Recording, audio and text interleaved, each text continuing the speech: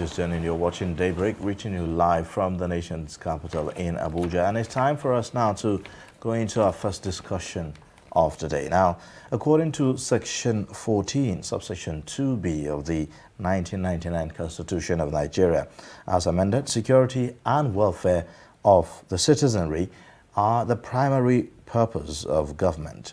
Now, this regime of President, well, not regime, but this administration of President Muhammadu Buhari promised an onslaught against the monster called insecurity 6 years plus ago. Now, unfortunately, much as it, tried, it has not really succeeded. Should the verdict of history come today, the president and his lieutenants at the state and local government levels may be rated very low. Now, the truth is that Nigeria is faced with worsening insecurity on a daily basis, and we want to have a perspective on this, or rather perspectives on this caution, and we have in the studio Stephen Okwori, a security consultant and expert, to give us perspectives on this conversation. Good morning and welcome to the program.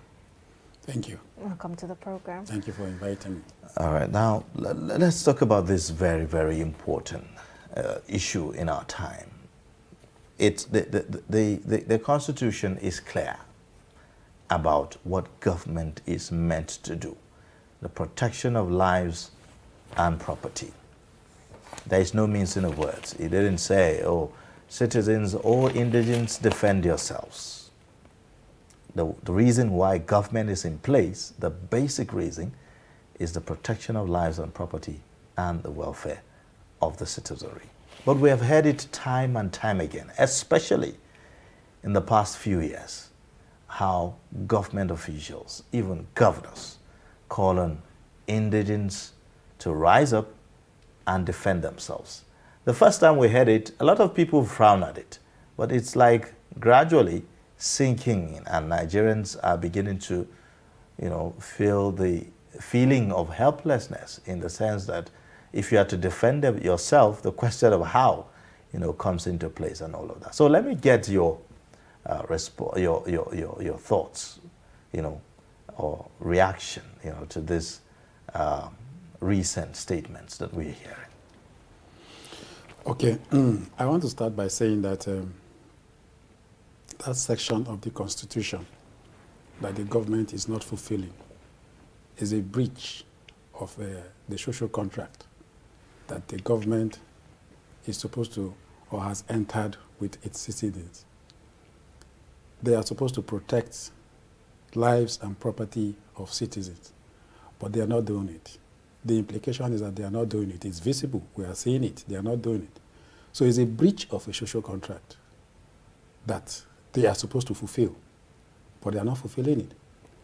And going to the point where you said, or you asked, how can the citizens defend themselves? I think that the government is shifting its responsibilities, because it's their responsibility to protect citizens.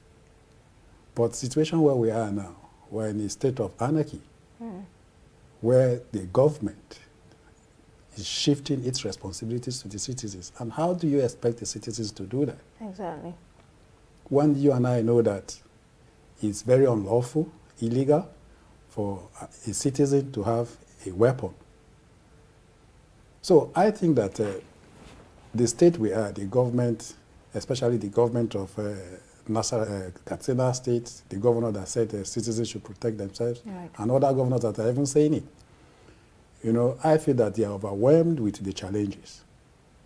So certainly, if you listen to, the recent video that went viral on social media, where he was actually calling on indigents to defend themselves, you hear a voice of a man who is helpless in some way, if you may, who feels that, look, the security arrangement is largely inadequate to deal with the challenges that we have. Looking at the number, he pointed the issue of the number, of the security officials, and that rather than people, protesting, and demanding that government should, protect them and ensure that security is in place, they should rather do something about it, which is if you are in possession of any arms, the government is giving you an open invitation, to come forward and register, that weapon, and then, defend yourself. So what's the implication of that, really? Which of the laws is he using to say that or to back his statement? You and I know that anything that has to do with arms ammunition is central. It has to do with within the powers of the federal government. Was it that he met the State House of Assembly and they amended a law or made a law that will back the situation that they are in? He's saying that the police are ready, that there have been discussions with the police, and that the police are ready to register, any, weapon or arm that anyone could have in this The police in Katsina State, is it different from the central police or the state, as in the national police that we have? So my interest is the law, or whatever they are looking at, to take that position. Because as far as I'm concerned, looking at the law, whatever they are doing, that current situation or position they are trying to take, it's against the law. So I think that there are better ways to see how to go about it, Because right now, there's a central police headed by an IG. So whatever the commissioner of police is doing in Katsina State must get the backing of the IG. Is they in tune with the IG, in tune with what they are doing in Katsina State, where citizens can come up with their arms and ammunition and begin to see how to register with the state police, with the Katsina command? I want to assume that conversation has been, was held, and that was how the decision was reached. That's my assumption. Okay. Well, we can look at it like that. Let us assume that certain conditions were met for citizens to take up arms, But I think that the state that we are, the condition that we are, the realities are staring us at the face, where citizens can now begin to think of taking up arms, with the government telling them or asking them to do so. Because what we have on ground cannot protect citizens at all. Okay. Now, as you've mentioned, it seems the government that is supposed to protect us are overwhelmed themselves. Yes. Yes. So in tune with this statement of citizens should defend themselves, what really can we do as citizens to actually defend ourselves? You see, the tax of citizens defending themselves is enormous.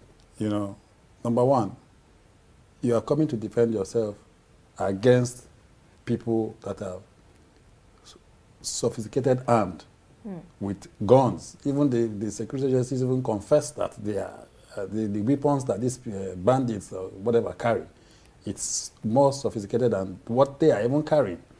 And the cost of a gun, it goes well over 250, 300, 400,000 naira. So these helpless people that are living in these communities, how do you expect them to make this money to begin to go and see how to acquire or purchase a gun? How would they even acquire it? Because these people that even come in with these arms and ammunition, they come with it illegally. So you expect citizens to begin to go where to get this gun? We don't have it's not an open market where you can just go into the supermarket and say you want to buy a gun in Nigeria. So how do you expect them to get these guns or ammunition that you are talking about? Exactly. So that brings me to my question of, really, because we need to answer the question of how to go about this. So that we don't throw away the baby with the bathwater. There's this, I would say, recommendation by security experts like you, who said, look, our security personnel are largely insufficient to deal with the challenges of security that we have. Even the governor, highlighted that. Yes. And so maybe there's some kind of need for collaboration with local communities to maybe form vigilante groups, yes, and all of that, and maybe, arm them and have a much more structured, system of how to go about this. So how exactly, should we be going about this, even if we have to now begin to look away, from, the constitutional arrangement, or I would say the current structure, architecture, that we have, especially in the light of the conversations that others have also put forward about either state policing or community policing and the likes? You see, I've said here that I'm a strong advocate of vigilante, local vigilante, because there are key features that you can find in such structure or organization. They are grassrooted, they live within their communities for years, they understand their environment, they know the terrain and all that. And all these ungoverned spaces that we have are found within these our local communities that we're talking about, where they are hideouts of these criminals or bandits. Their hideouts are found within our local communities. So by the time you form, the conventional security agencies form synergy with the local vigilante, I think with that we can get results. And I keep saying it. I've said it times without number. In this country, we have relegated the activities of local vigilantes, and it is not helping us. I think our purpose is one, how to see that Nigeria is safe and secure. And I've said it here that I've not seen a situation anywhere where the IGP and the Commandant General of Vigilante Organization are working together. I've never seen them anywhere. I expect by now that the IGP would have given a call, to the Commandant General of Vigilante to come to his office. Let them see, because we have the presence of local vigilante everywhere in Nigeria. There was this time that they were trying to pass the bill establishing a local vigilante by the National Assembly. Come and see the multitude of vigilante that came from the National Assembly down to the Federal Secretariat. They were filled everywhere in their uniforms. Some might say that, okay, there are bad eggs in the vigilante and all that. Don't we have bad eggs in the police? Have we disbanded the police because of the bad eggs that we have in the police? It's for us to start something. Okay. What's the implication of this, really, arming vigilantes? Do you see a likely, something likely to go wrong with doing that? How? If we are hiring their service to protect citizens, because the government cannot do it alone, the conventional security agencies cannot do it alone, they need to be armed. How do you do that? You arm them. You mark and you trace their arms. There's a way they know what to do. When you mark their arms and you must arm them. Wouldn't we see some form of abuse, of these arms in the long run? How?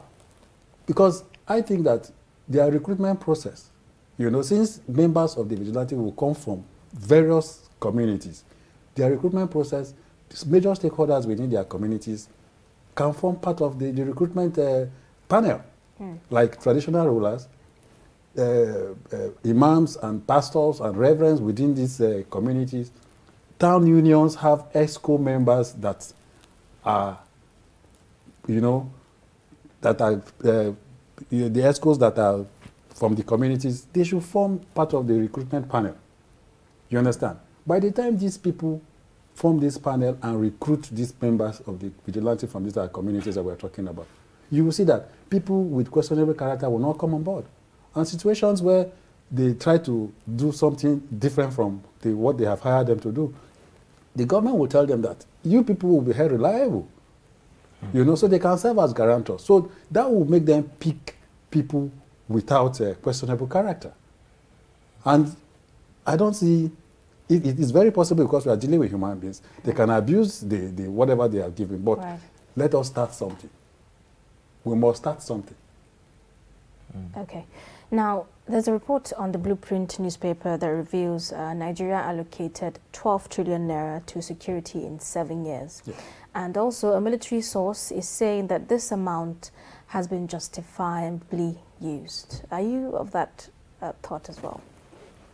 When the stories in the news, television, in the papers, service chiefs, law enforcement officers are being tried for one corruption charge or the other, embezzlement of these funds we are talking about.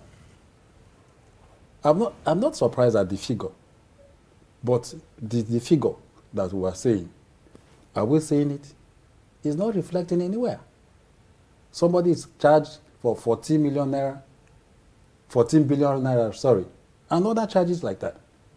So this figure that you are saying went into private pockets. So they were not judiciously used for the purpose they were allocated. And you see, when it has to do with security, and we begin to, corruption comes in, politics comes in, emotions, sentiments, and all that comes in, you can't get result. It's not possible. And this is what we've been saying times without number. They keep reoccurring. If you look at it, virtually all the service chiefs are having issues. Either the former chief of air staff, former chief of naval staff, former chief of army staff, all of them, former chief of defense staff, all of them having one issue or the other in court, bordering on corruption. Okay, let me just take you back just a bit, on the issues about this, because I'm really interested in how we intend to really curb these issues using non-formal security arrangements. Say, for instance, we're talking about the vigilante. Yes. What's the difference of that with the community policing that a lot of people have been agitating for? Community policing, I've said it before, is a philosophy, is an initiative, is a strategy whereby the Nigerian police or other security agencies can fraternize with members of various communities that we have in this country. Is a way of showing the presence of these security agencies in these communities that we have. How do you do that?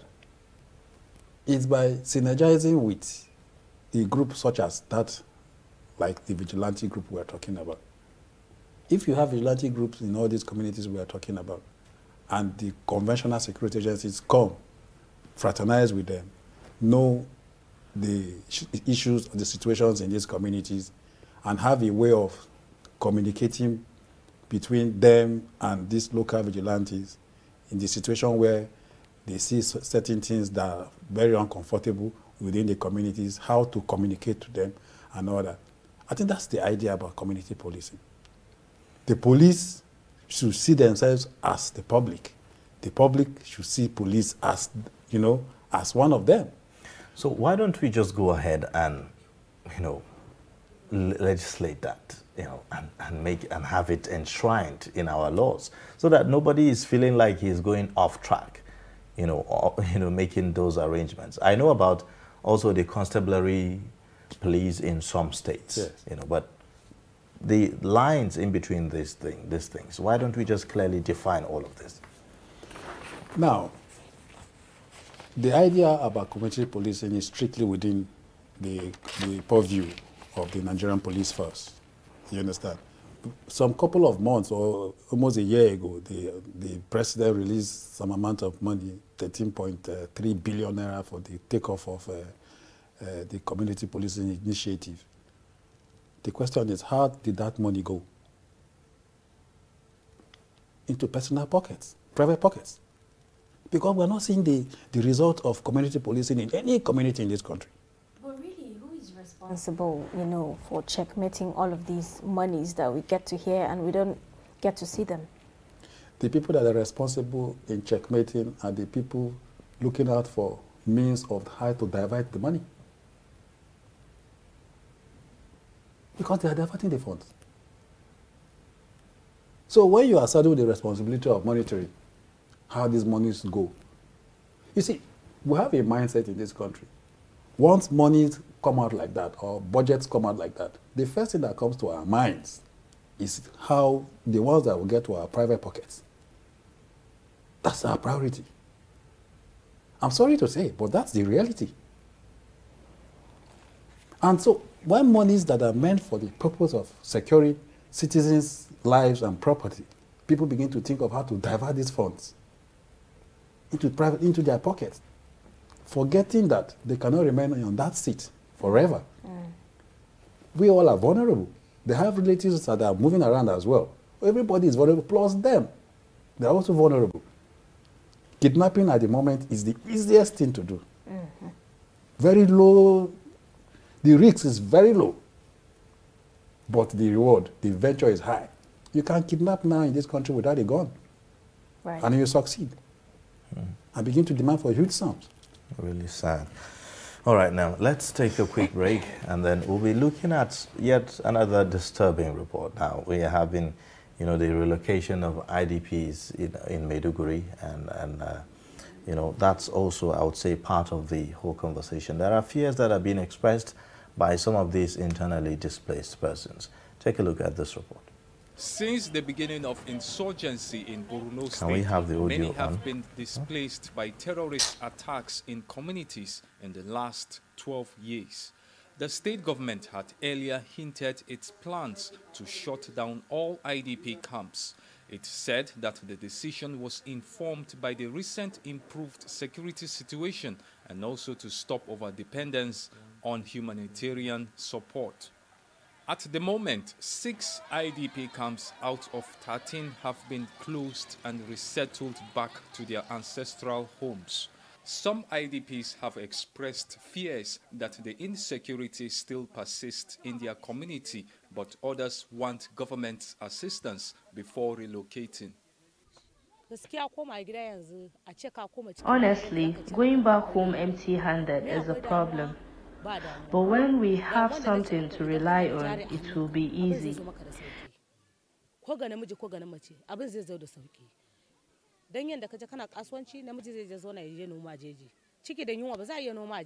We want the governor to support us financially so we can go home and do business.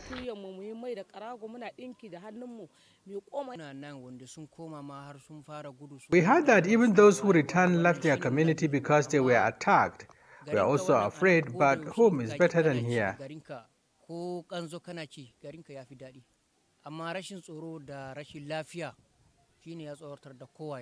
And even the assistance we get from NGOs has reduced compared to before. It seems they are also tired.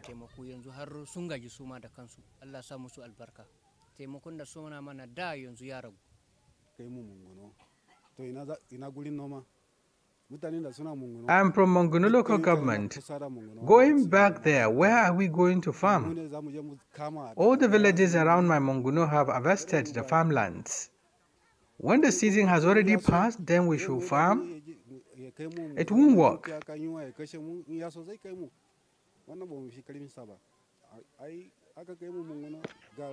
We want the government to allow us to continue to stay here. If the government wants us to return, so hunger should kill us, we will go. Food items are very costly in the market. There are 28 IDP camps in Borno State. So far, more than 90,000 IDPs have been resettled in their communities. We close Mogolis, first Mogolis, followed by NYC, followed by Bakassi, also close Haruna Halana, Munada T, and Farm Center. These are the ones that we have already officially closed. Then 2 is almost, the deadline is like 2 days remaining, especially for Teachers Village and Stadium Camp. But inshallah, if not 100%, we'll guarantee you 80% closure. As the government continues its resettlement of displaced persons, many hope that the new year will be an end to insurgency in Borno State. Well, there you have it. The concerns of IDPs in Maduguri, the Borno State capital, really worrisome situation there. There's a dilemma here. The government can no longer continue to show the burden of providing for these IDPs. At the same time, even NGOs, are tired from what we are also hearing. But again, the people need to be resettled. Resettling and going back to what? That's the question that is on the minds of many of these IDPs. As they go back to their villages, what's the guarantee that they can go back to their normal lives? I mean, it will take quite a while, and leaving them in those IDP camps is like postponing the evil day.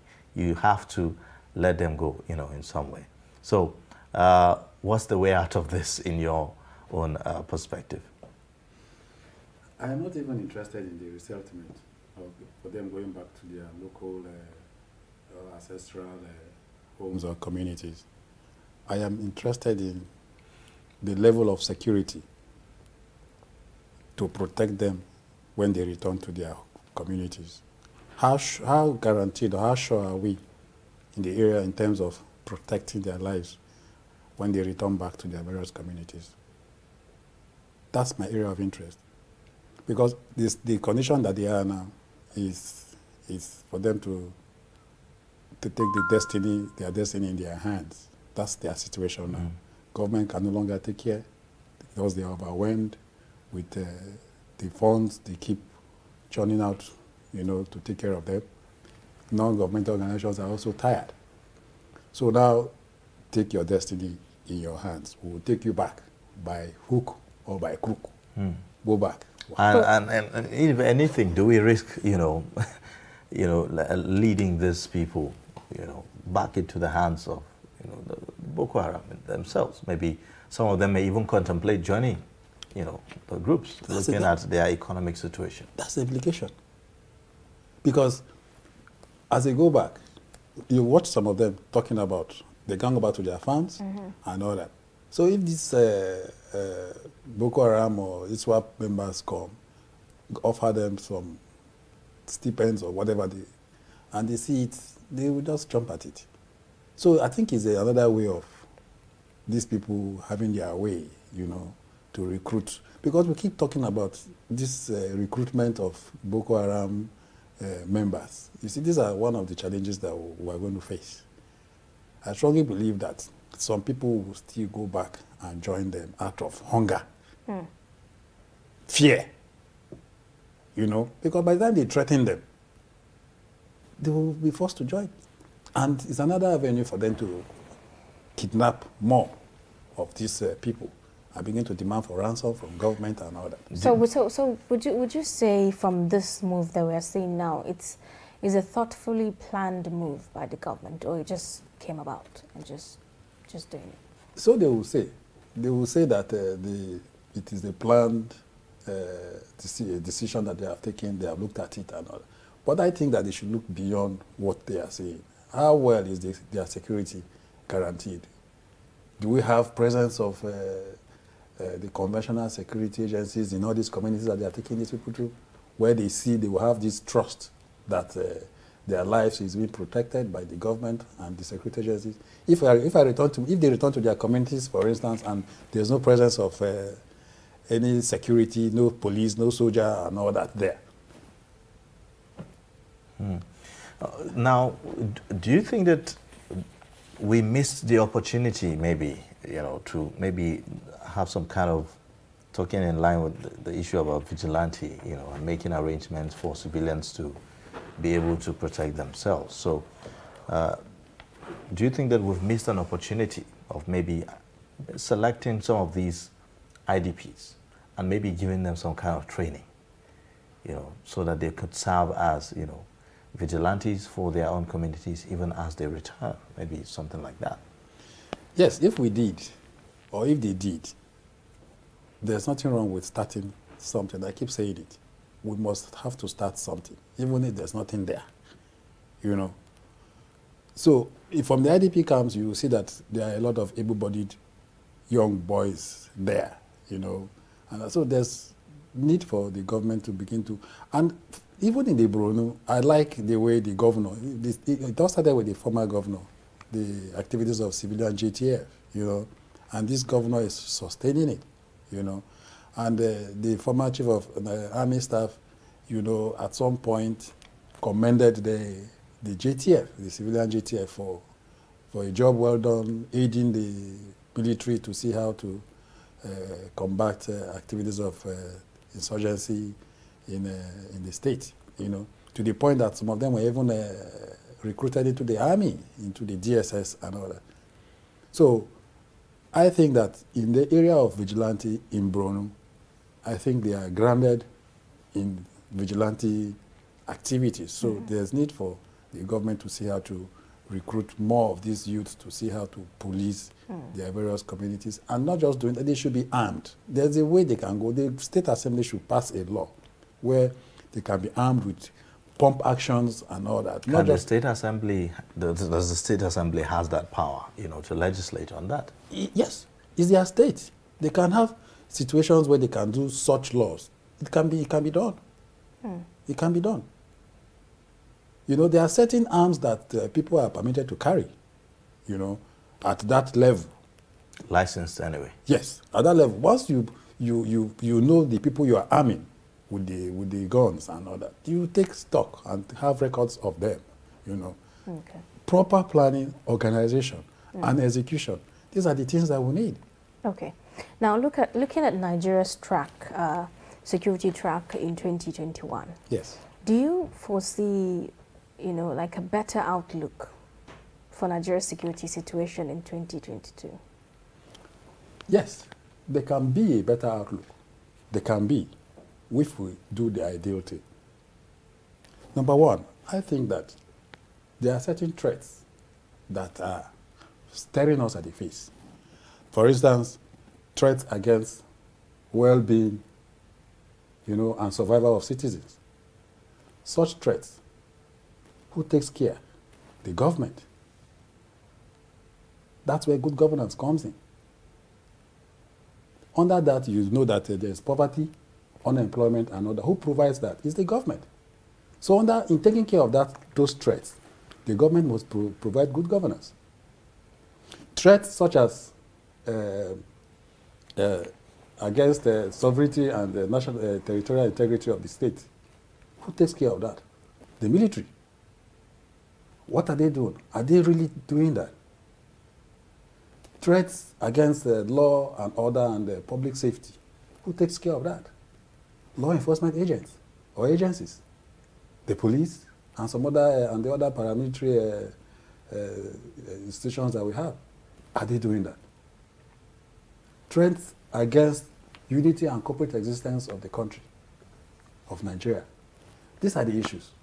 So all these agencies of government must come together, sit, appraise their activities in 2021. Where they have failed, they should look at it and how to go about it. Where they have succeeded, they should look at it on how to build on it. As I'm talking to you, are they doing that?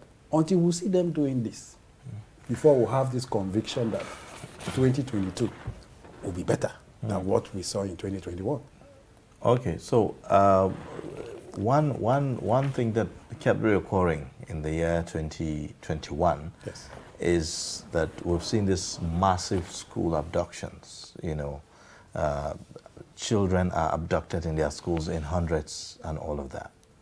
What arrangements can we make to avert, a continuous, reoccurring of this phenomenon? You see, most of these schools where these adoptions take place, they are found in, not really in the city center or state capitals. They are found in some communities outside the state capital, where, of course, they are vulnerable to these bandits that come to take them. There should be synergy between the conventional security agencies and these local vigilantes that I've been talking about. Empower local vigilante, let their presence be felt within these schools. There should be a means of communication between the vigilantes and the conventional security agencies. And to add to it, there's need for us or the government to recruit more. And I've said it times without number. The political class have taken a larger chunk of the police that are supposed to protect citizens for themselves. The governor of Katsina that was talking on television that citizens should take care of their own security and all that.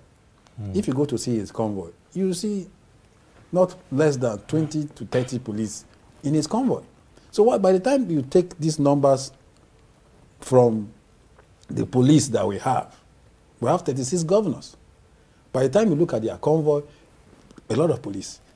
The Senate President, the Speaker, all of them, police.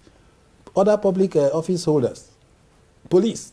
They have taken the larger part of the numbers that are supposed to protect us, and have left us with a very few to protect the remaining over 200 million citizens that we have. So to balance it, they should recruit more so that their presence too can be felt in all these schools that we are talking about. And they work in conjunction with the vigilante. And I think that with that, schools can be protected, you know. And beyond that, the schools itself should see how to provide their own security, you know. They should derive means of how to see how to draw the attention of the conventional personnel to see whenever they are being attacked.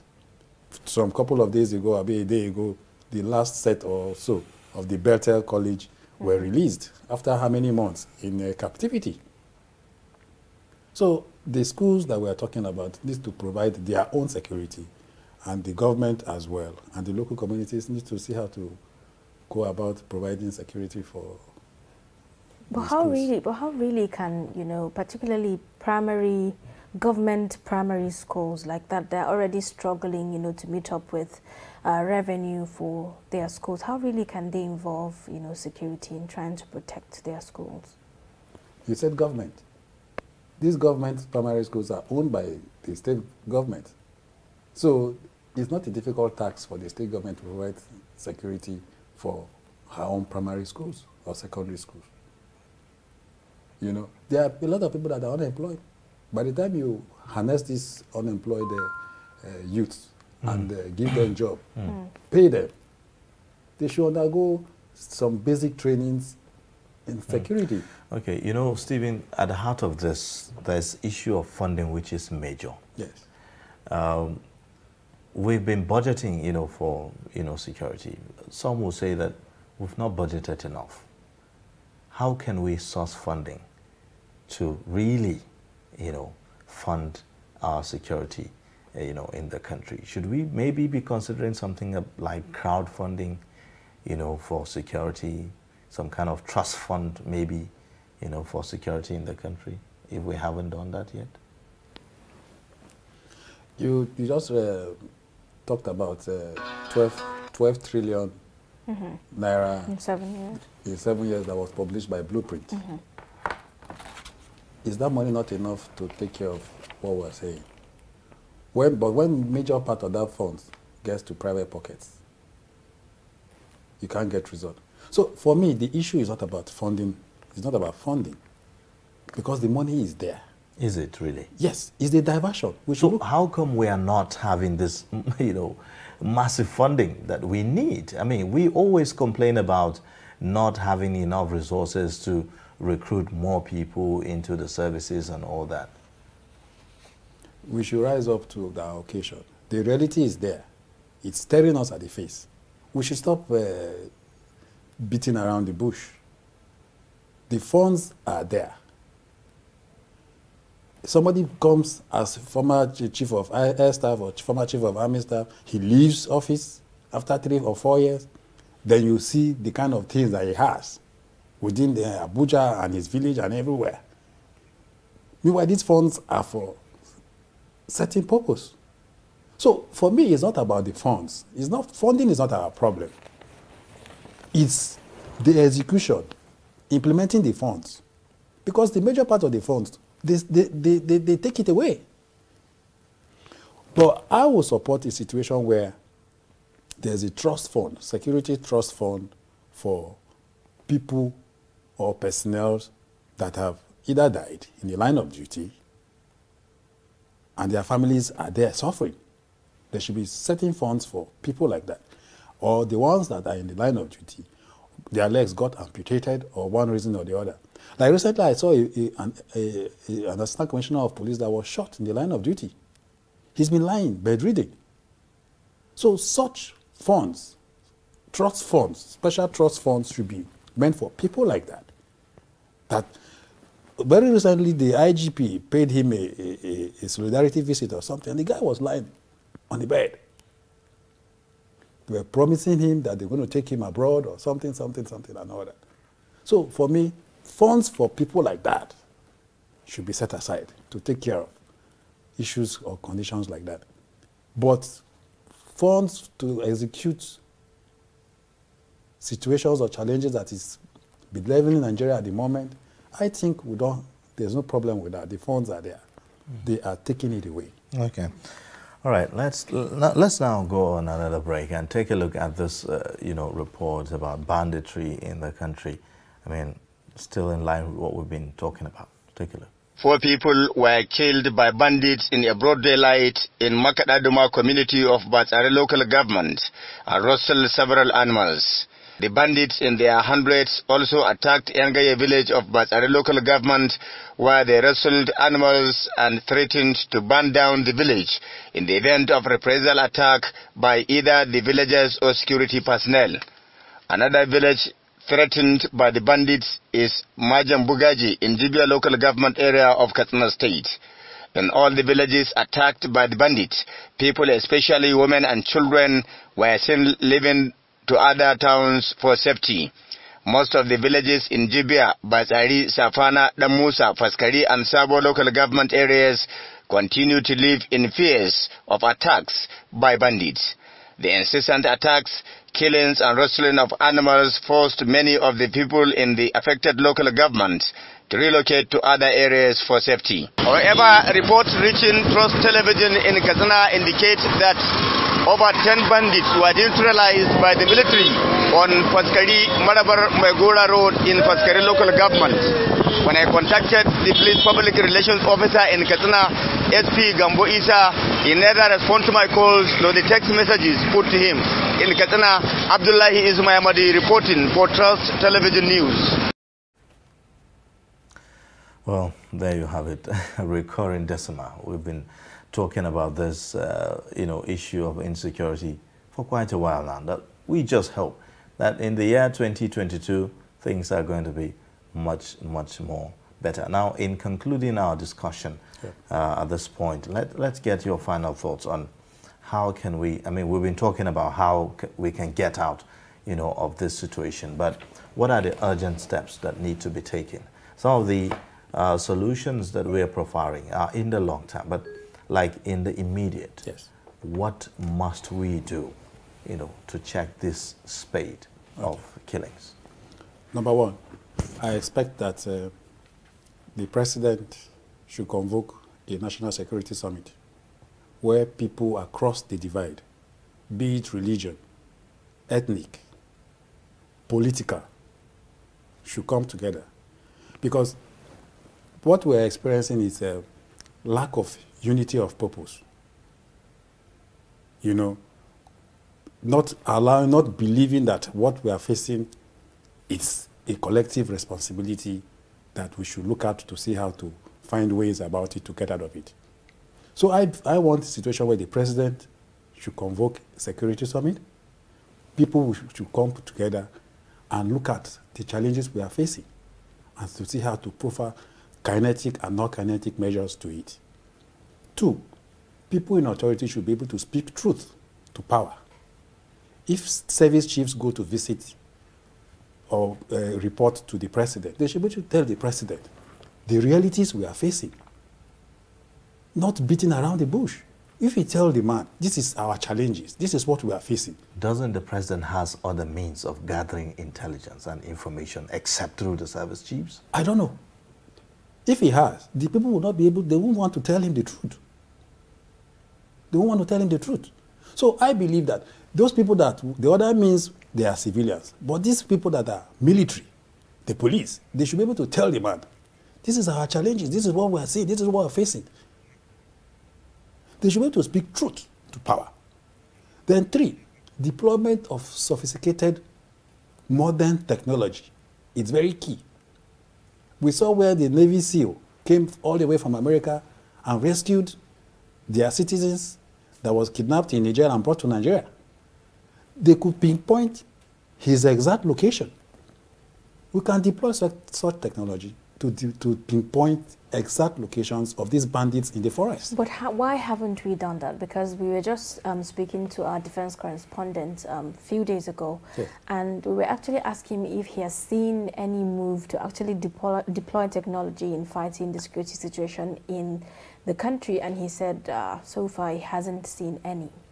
What strategy are we really employing? You see, if we're not deploying that, then there's need for us to seek foreign help in the area of this technology we're talking about. Because we don't manufacture these technologies in Nigeria. Mm-hmm. So if we go outside the country to look out for technologies that will aid in helping us in doing what we're doing, then we should seek foreign help for them. Once we get these technologies, they will come train our personnel on how to implement or execute them. You know, so these are one of the issues that we must deploy in this 2022. You know, then there's need for trainings and retraining of our personnel. Then there's need for us to imbibe that culture of see something, say something. It's not for us to see and keep quiet, because you don't know who the next victim might be. Mm-hmm. You know, so once we put all these things together, I think that in 2022 we will get some reasonable results in these challenges, because, my dear, the issues are tiring. Every time it's promissory notes from the voice or mouths of our leaders, where perpetrators will be brought to book. Each time they are either condoling or consoling victims. You know, we want this promissory note to be backed with actions. Nigerians are tired. You wake up today, you are hoping and praying that you see the next day, because you don't know where attacks will come from. So the issues are, we are all vulnerable. We should not begin to think that because we are being protected by police, tomorrow you're out of office. We have seen where lawmakers are kidnapped, killed by bandits. We have seen where retired and serving officers are gone down. Mm-hmm. So it's not for us to play around it at all. Politics should be taken out of what we are talking. It's security, it's security. Politics, sentiments, emotions, you know, should be. And people in authority that are saddled with these responsibilities of protecting citizens of this country, they should imbibe certain features. Integrity, they should be patriotic. These are the things that are missing in them. Right. All right. Well, thank you so much for coming on the program and sharing your perspectives with us, you know, on this subject. We look forward to having you on the program again. Thank you for inviting me.